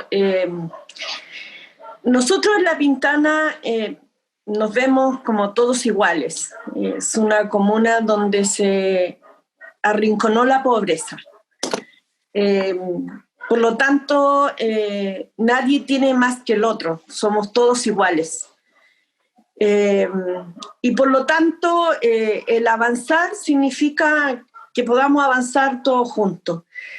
Yo digo algo, quiero reafirmar lo que dice Benito. O sea, creo que cuando uno está en el poder, en el lugar que estés, cuando representas una institución, tienes que ser movilizador, tienes que ser transformador, tienes que ser una herramienta de cambio, sin olvidar la historia que nos ha tocado vivir. Yo también tengo cicatrices que no las voy a olvidar nunca y que no me avergüenzan. Yo me quemé la pierna y me quemé porque a mí en la casa faltó el gas y se cocinó con leña. Y porque mi abuela, cuando mi madre se fue a la maternidad, se acabó el gas. Y corriendo a los 2 años me quemé. Pero también mi casa se quemó cuando yo tenía 6 años. Por lo tanto, cuando se le quema la casa a un vecino, yo reacciono mirando a los pequeños, porque lo que me importa a mí como adulto no es lo mismo que le importa a un pequeño. Paola le faltó el cariño. Paola no supo de amor. ¿Cuándo en su vida de pequeña la trataron con amor? ¿Cómo quieren que respetemos al otro si nunca al Estado, a los pintaninos lo han tratado con respeto, con dignidad y con amor? ¿Cómo quieren que le respondamos al otro? Quizás no suceden muchos hechos de violencia, pero cuando suceden con rabia, con mucha brutalidad. Uno se siente realmente impotente en una comuna donde hay muchas necesidades. Creo que hemos sido capaces de organizar, de tener mucho más organizaciones que antes. Y eso es una herramienta muy poderosa para hacer soluciones colectivas. Nosotros no tratamos con las personas individualmente, tratamos como municipio con organizaciones, porque sabemos que vamos a ir más rápido. Creo que hoy día hemos conocido la solidaridad, lo dijimos al principio, van a morir en esta pandemia más pobres que nada, y así ha sido, porque no han tenido una buena salud. Yo siendo alcaldesa pude este año en enero partir desde 500.000 pesos el sueldo más bajo en salud. Creamos incubadoras de cooperativas. Hoy día hay 2 cooperativas donde los dueños de esa empresa son los propios trabajadores y de verdad que ganan más que cuando trabajaban para una empresa. Y manejan 800 millones de pesos anuales. Y son ellos, pintaninos. Creo que yo he estado muy afectada porque en una semana han muerto 2 mujeres. 2 mujeres, una de 21 años por femicidio y otra, Yasna, de 18 años, que recibió un impacto de bala por la espalda en su casa en Santo Tomás, 2º piso. Ellas se van. El drama que queda familiar es terrible. La contención que tenemos que hacer no lo puede hacer una sola persona. Sin embargo, cuando sabemos, y yo también, disculpen que me refiera a Paola, pero es lo que vivimos todos los días. Cuando se pierde un hijo, a una madre, lo pierde todo. Porque es lo único que tiene. La gente que decide tener familia, lo decide porque nunca han tenido nada y se aferran a esa familia, a ese hijo. Y lo último que ha pasado, que por decisión de otro, realmente atentar con la vida y mujeres, para nosotros ha sido súper terrible. Nosotros no necesitamos todos para avanzar. Creo que lo importante es ver esta realidad, también juzgar, tener opinión, pero también actuar. No podemos quedarnos de brazos cruzados. Amar al prójimo significa hacer algo por el otro, porque de verdad necesitamos todos pararnos. Paola decía, ella creía, ella estaba en esa vida diciendo, si yo lleno el refrigerador, si yo le compro esto, eso es consumismo. Eso no es felicidad y ella lo entiende hoy día. Eso no es lo que necesitamos. Nosotros necesitamos educar con valores cristianos a los nuestros, a los más cercanos, a nuestra familia. Creo que en este tiempo hemos mirado para el lado, mirando otras cosas que no son importantes en la vida. Y a costalazo hemos tenido que aprender. Creo que las cicatrices son súper importantes. No olvidarlas, porque son parte de nuestro origen. Son las que nos van a hacer cambiar también a otros. Y eso es lo importante. Yo siento que la solidaridad, cuando hay un ingreso mínimo, que sabemos que cada uno de los que estamos acá no podemos vivir con ese ingreso mínimo, tenemos que ser herramientas de cambio, porque no es posible seguir poniéndose una venda en los ojos, y así nosotros en salud partimos de 500.000 pesos hacia arriba. Lo podíamos hacer y no se hacía. Y creo que eso es un cambio de paradigma, porque sabemos que eso también es una dignidad que hay que entregar a los trabajadores. En este caso, lo hicimos en enero, y no en marzo. Comenzamos el 2020 con eso. Y creo que eso es importante. Cuando uno está en estos cargos, también dar dignidad y no sacarle el cascabel al gato, porque de verdad que sí podemos hacer cosas importantes para transformar la vida de las personas. Muchas gracias, alcaldesa. Muchas gracias por su reflexión. Usted da mucho ahí énfasis sobre el tema de las cicatrices, y es inevitable para mí como teólogo recordar que al resucitado se le reconoce por sus cicatrices, ¿no? Qué importancia esas cicatrices, porque son parte también de los aprendizajes de la historia y también por donde Dios pasa. Me gustaría escuchar también a José Luis, Joseph, no sé si también quieren participar, Paola, de acuerdo a lo que hemos ido escuchando. Antes de pasar al set de preguntas, si hay parte quieren sumarse a la reflexión.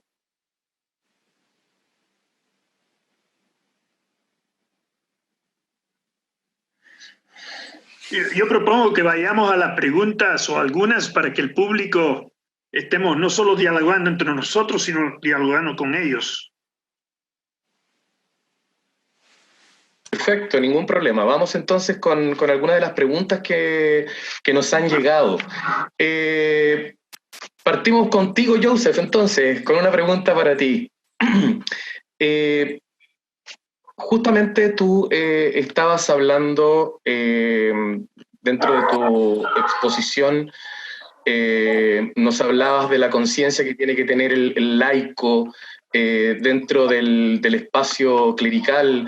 También nos hablabas de ciertas como acciones que podemos hacer nosotros los laicos, pero me preguntan si cómo se puede vincular economía con cohesión social. Bueno, en una institucionalidad como la Iglesia, ¿cómo podemos entonces amalgamar, cómo podemos relacionar la economía con la cohesión social? Bueno, no, voy a dejar fuera la economía, o sea, la Iglesia y cohesión social. Creo que la Iglesia es esencialmente la comunidad de los creyentes. Si no hay cohesión, no hay Iglesia.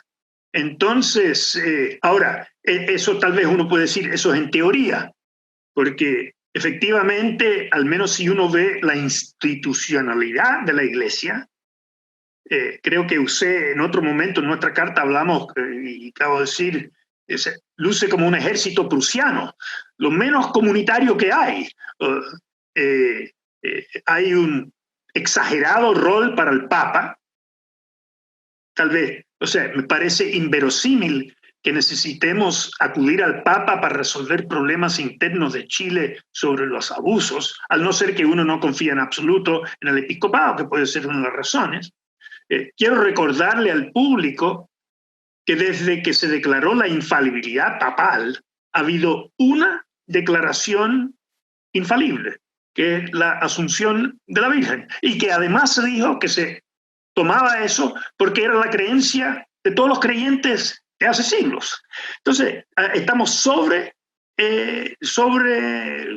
dimensionado en el papado. Creo que los obispos, si bien los obispos chilenos y tal vez otros obispos no se han portado todo lo que uno quisiera, creo que tendrían que empoderarse ellos. Los concilios son requete importantes. El Concilio Vaticano ciertamente lo mostró. Los obispos son los apóstoles. Bueno, y entonces laicado. Cité el caso chino. No puede ser que los obispos chinos van a ser nombrados con participación del Partido Comunista Chino y no pueden ser nombrados con participación de los laicos y del clero. O sea, me parece inverosímil eso. Y es cosa que tenemos que simplemente insistir. Yo creo que la puerta está más abierta de lo que creemos. Yo creo que el episcopado no sabe exactamente hacia dónde ir, y más que quejarnos, como decía el Papa Francisco, rumiar en la queja y la desolación, creo que tenemos que proponer cosas concretas. Creo que los consejos laicales, los consejos diocesanos, insistir en participación en nombramientos, participar en la catequesis, la Fundación Camino. O sea, ¿por qué escribimos una carta? En parte yo estaba cabreado con participar en reuniones donde todo el mundo se quejaba por qué el Papa no hace esto y los obispos no hacen eso, y yo digo, bueno, ¿y por qué los laicos no estamos sugiriendo qué se debe hacer? Entonces yo creo que los laicos tenemos mucho que hacer, y el hecho que los laicos estén en movimientos me muestra que muchos laicos quieren vivir intensamente la fe. Entonces es cosa de moverse. Yo no creo que el episcopado, tal vez soy ingenuo, va a ser un gran freno, y ciertamente, tratando con respeto, creo que tenemos que empujar en la dirección de mayor comunidad y cohesión en la iglesia. Si no lo presionamos nosotros, bueno, no va a ocurrir. Muchas gracias, Joseph. José Luis. Algo ahí sí, en la misma línea. Escuchamos. No, sí, gracias, Paul. Oye, en la misma línea de Joe, esta inquietud la tenemos con varios de ustedes hace mucho tiempo. Y les quiero decir, varios sacerdotes me han dicho eso. Por favor, ustedes tómense, reclamen más participación. Nosotros no podemos, al ser tan jerárquica, tan, como tú dices, tan jerárquica la organización de la iglesia eclesial, digamos, de la autoridad, es obvio que somos nosotros los que tenemos que ir tomando y abriendo, y tiene toda la razón, Joe. Yo creo que la jerarquía está mucho más abierta, pero requiere, porque mira, como todos los problemas de sumisión y de abuso son siempre de los dos lados. Por un lado, estaba esta jerarquía que dictaminaba todo lo que había que hacer, y había un montón de laicos obedientes que escuchaba, no opinaba, sino que simplemente decía, ¿qué dice Roma? Para saber si lo hago o no lo hago. En vez de llamar a su conciencia, llamar a su formación profunda, de entender. En eso tenemos que aprenderle mucho a los evangélicos. Yo creo que en eso, y me encantaría que tuviéramos digamos, un diálogo ecuménico mucho más profundo. Los evangélicos, los luteranos y todo. En esto, después de la Reforma, han aprendido mucho. Y yo creo que nuestra iglesia tiene que pasar a volver a lo que quiso hacer Lutero también, más cerca al mensaje de Jesucristo y menos en la forma que se fueron instituyendo desde que esto se institucionalizó en la época de Constantino. Es así de simple. Muchas gracias, José Luis. Quiero recoger una pregunta que están haciendo ahora a Paola desde el chat, y que tiene que ver un poco con tu experiencia que nos narraste al comienzo. ¿Cómo fue tu reconciliación con Dios?, nos pregunta Jimena.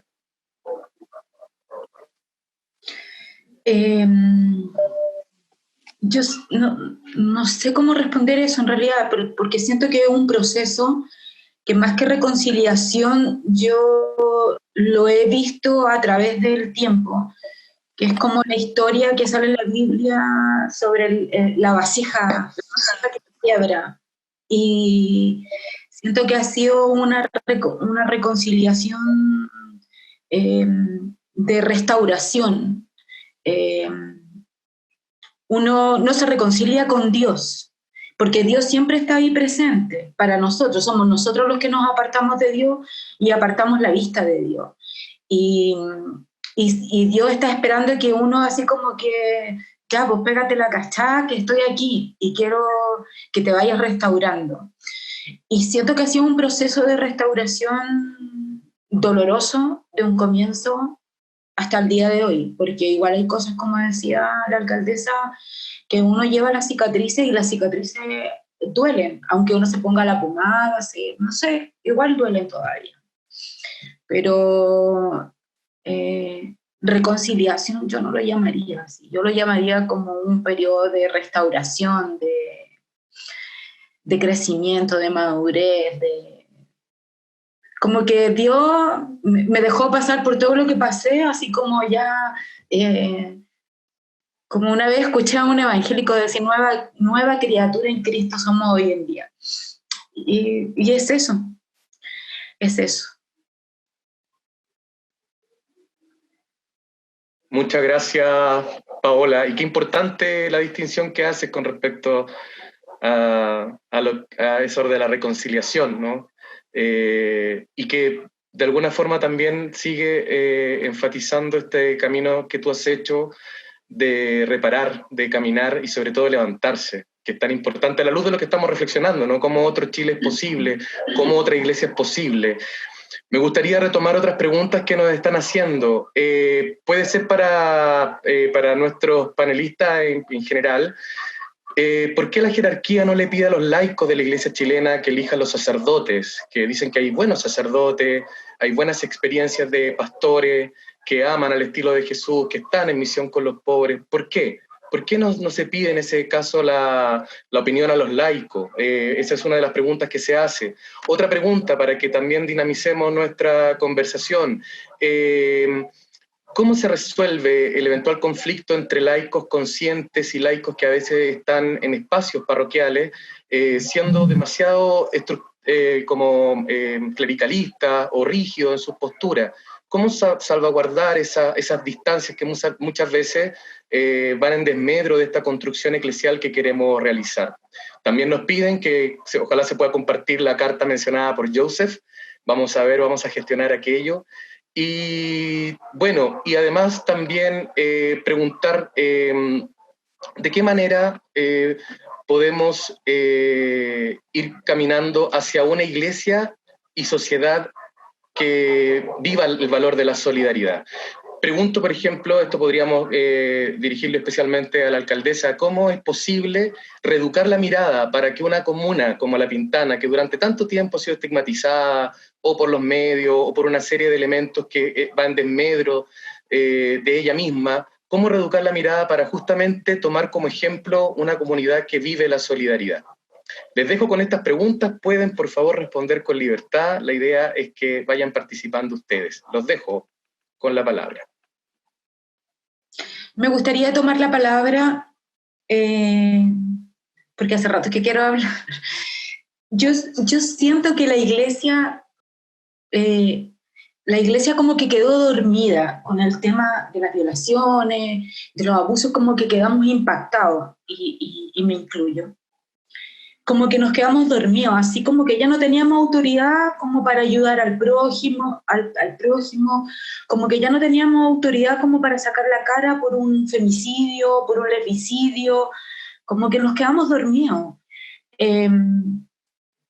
Quizás me vaya un poco lejos de las preguntas que están haciendo. He ido a muchos lugares donde he dado mi testimonio y donde mucha gente quiere ayudar. Y como dice la alcaldesa, la ayuda yo creo que debería ser menos hablar y más acción. Sí, yo lo siento así. Como que en un minuto fuimos a un seminario de empresarios y me preguntaron qué hacemos para que no haya más delincuencia. Y lo que nosotros necesitamos es trabajo. Pero creo que hay un solo proyecto que es con una sola empresa con la que hay trabajo. Y finalmente nosotros nos hemos tenido que reinventar, bueno, no yo, pero mis compañeros nos hemos tenido que ir reinventando con pymes. ¿Por qué si hay tanta capacidad de trabajo laboral, si hay tantos empresarios interesados en disminuir la delincuencia, por qué no ofrecer fuentes laborales o pedir a los estados que así como hacen leyes de inclusión a personas con capacidades diferentes, ¿por qué no incluir a personas que tienen antecedentes penales también, bajo la supervisión de ciertas fundaciones o de ciertas intervenciones psicológicas y sociales? ¿Por qué no hacerlo? ¿Por qué no dejar de victimizar, de estigmatizar a gente que vive en La Pintana, que vive en La Legua, que vive en La Victoria, cuando son personas que todos queremos cambiar? A lo mejor me estoy yendo lejos de lo que estamos hablando, pero siento que el cristianismo, siento que Jesucristo cuando vino a esta tierra, vino a los más desfallecidos, vino a la prostituta, vino al ladrón, vino al ciego, vino al pobre, vino al humillado, y siento que esa es nuestra misión como cristianos, como seguidores de Dios, como seguidores de una religión. Siento que esa es nuestra misión. A mí me enriquece y a mí me fortalece cada día el poder decirle, oye, sabes que yo soy igual que tú. Yo también delinquí, yo también hice esto, pero mírame hoy en día. Soy una mujer que camina por la calle con la frente en alto. A mí me enriquece el poder ayudar a otros y me ayuda a mi proceso de restauración. Así como puede ayudar a cada uno de ustedes a su proceso de restauración íntima. Siento que el poder ayudar a otro es enriquecedor. Y siento que hay personas que tienen las capacidades, los recursos, el estatus, no sé cómo llamarlo, de poder ayudar a otro. Siempre he pensado que una mujer que es restaurada y es sacada de la delincuencia, yo soy mamá de 4 hijas. Y si yo hubiese seguido delinquiendo, a lo mejor mis 4 hijas hubiesen sido delincuentes también. Es lo más probable. Pero yo rompí con eso. Y mis hijas no son delincuentes. Tienen su pyme, bueno, tenemos una pyme familiar donde hacemos empanadas, les paso el dato. Y logramos hacernos de nuevo como familia. Tenemos igual problemas, no somos una familia perfecta, pero tenemos problemas. Pero así como yo, tengo otras compañeras que también se han reinventado. Y eso es, yo creo, el poder otorgar oportunidades a quien hoy en día somos afortunados de poder otorgar oportunidades a quien no las tiene. Yo creo que esa es la misión de un seguidor de Jesús. Yo no me considero cristiana, ni evangélica, ni católica, ni nada en realidad. Yo soy seguidora de Jesús. Y Jesús en su inmenso amor, Él me recogió, me restauró, me perdonó, me limpió y me sanó. Y siento que esa es la misión de cada uno de nosotros.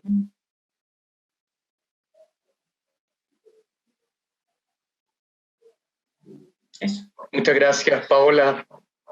Agradecemos que esta reflexión siga iluminando nuestra respuesta, esta pregunta que nos hacemos, ¿no? ¿Qué Chile? ¿Qué iglesia? Y sin duda todo parece concluir o todo parece conducir a la importancia de construir un espacio de mayor igualdad, de mayor solidaridad, de mayor fraternidad. Quiero para cerrar, por favor, solo para cerrar y brevemente, Benito, tú hablaste de la manera que Jesús tuvo de vincularse. Te pido que por favor puedas nombrar 3 características, muy breves, de esa manera en que Jesús tuvo para vincularse.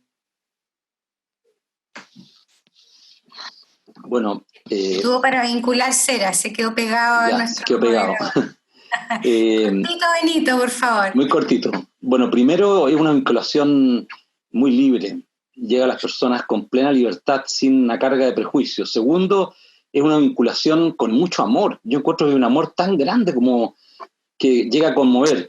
Y tercero, es una vinculación redentora porque te eleva tanto, te hace tomar conciencia de tu propia dignidad que Bueno, Paola yo creo que nos lo ha contado hoy día y nos ha emocionado a todos también profundamente, porque te hace tomar conciencia de eso. Eso es lo que yo he experimentado y que he sentido que ha experimentado mucha gente a mi alrededor también.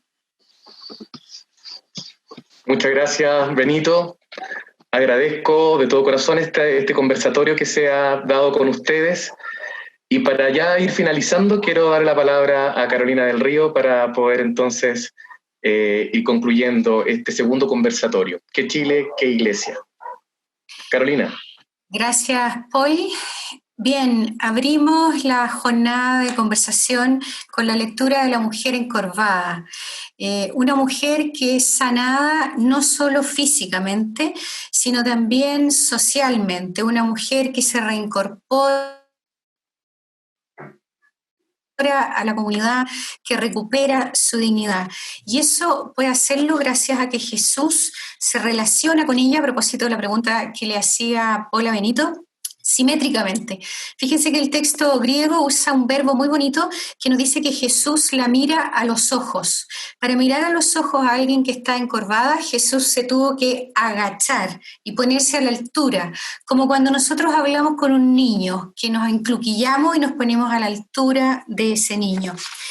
Ese es el desafío que tenemos hoy día todos, hablar como Jesús hablaba, acompañar como Jesús acompañaba, para que muchas más vayan restaurando su dignidad, como lo hizo Paola con su precioso, conmovedor testimonio. La semana pasada les dije que los invitábamos a estas tertulias para ser incomodados, para ser interpelados, para conmovernos y empezar a movernos, a construir el Chile y la iglesia que queremos. Le agradezco a cada uno de nuestras invitadas, invitados, a Paola especialmente. Gracias, Paola, por tu testimonio.